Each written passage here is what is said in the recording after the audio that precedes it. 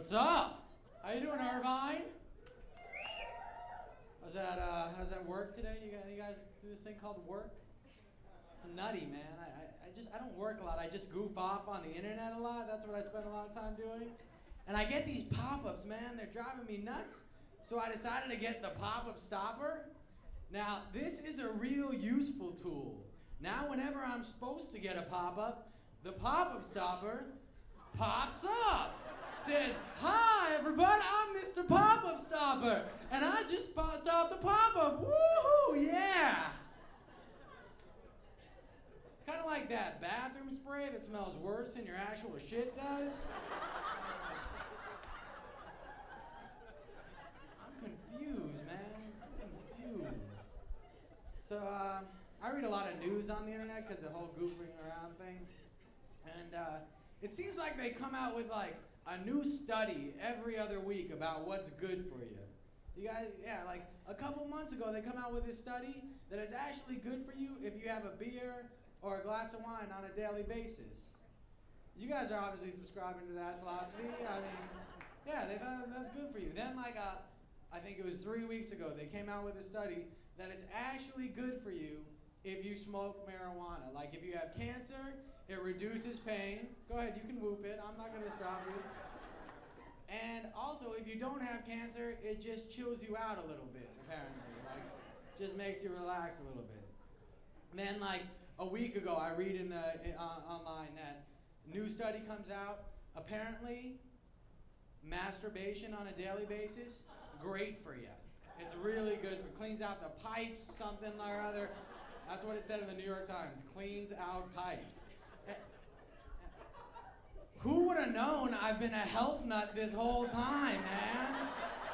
Jesus, I'm like the healthiest guy out there. I got more serious about this health thing. I got up this morning, 6 o'clock, popped open a beer, took a big bong hit, and jerked off like there was no tomorrow. That's what I did. Just keeping it real. Man. I had this vegetarian friend who was trying to convince me to become a vegetarian because that's healthy. But it wasn't even just about the health thing. She actually thinks that like animal life and human life are worth the same thing. You know, like, and I tried to reason with her. I was like, come on, you know, humans, we have heightened intelligence, heightened conscience, you know? And she's like, oh, Jesse, well, in that case, would you eat a mentally retarded person?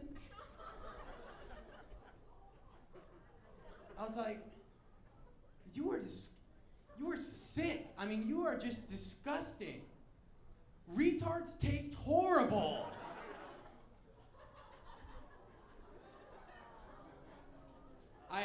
Okay, if it makes you feel better, I actually haven't tried eating a retarded person before to make you feel at ease just a little bit. All right, I think it's time to get healthy, everybody. Relax.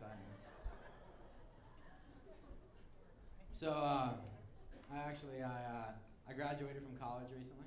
Thank you. University of Phoenix online. Oh yeah. What, we got Ryman people in the house today or something? Where are you at? Where are you at? We beat you in online football every year, man. I got the fastest hands in the house.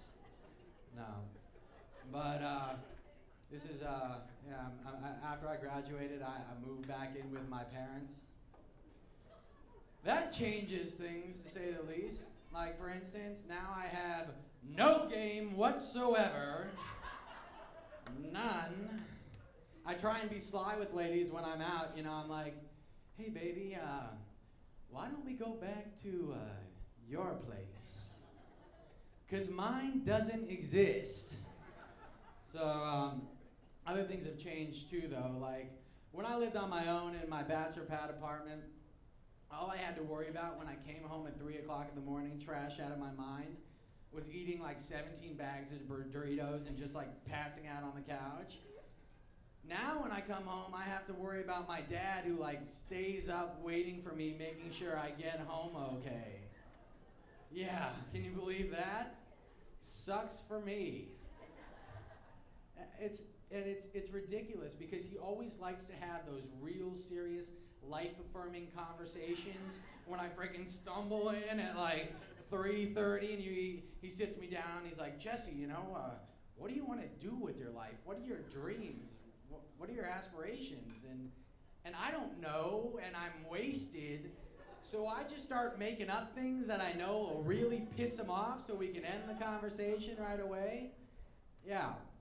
First thing I told him is that I wanted to be a groupie for Beyonce. I would like to be a groupie for Beyonce. I would be like, go ahead, Beyonce. Use me for my body. Ow! Yeah.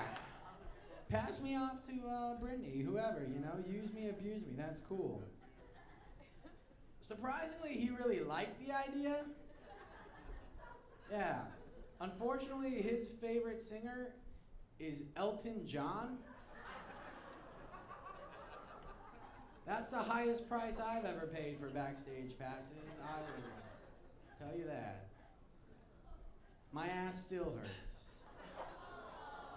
Guys, come on, I'm kidding. Elton John's got a small wiener. It didn't hurt at all. I mean, it wasn't that bad.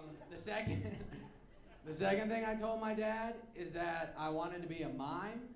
And the cool thing about that was while my dad was just yelling at me, I just went like this.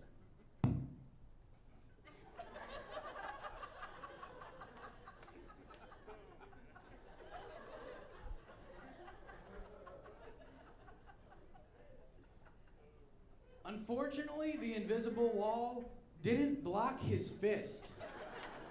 So that kind of screwed up that whole plan. Last thing I told my pops is that I wanted to be a dog. Yeah. Because imagine if humans could get away with what dogs get away with, right? Like, I could walk up to like a pretty girl like yourself, Miss Talkity Talk over here. What's your name? Yeah. What's your name? Jesse. My name's Jesse. Nice to meet you. How's it going? Hey, why don't we all give a big round of applause to Jessica for coming up on stage and helping us out tonight. Come on, Jessica. You're coming. All right. Come on, Jessica. All right. So as a dog, good job. All right, just stand right there. You're fine. We'll move this out of the way for you. As a dog, I can crawl up to Jessica, give Jessica a very cute puppy dog smile, and she'll start petting my head.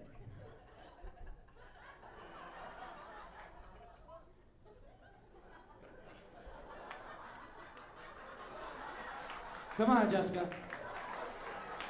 You pet your dog's ass, Jessica. At least I wipe, Jessica. Come on back. Are you kidding me? You're leaving my ass hanging like this? That's wrong.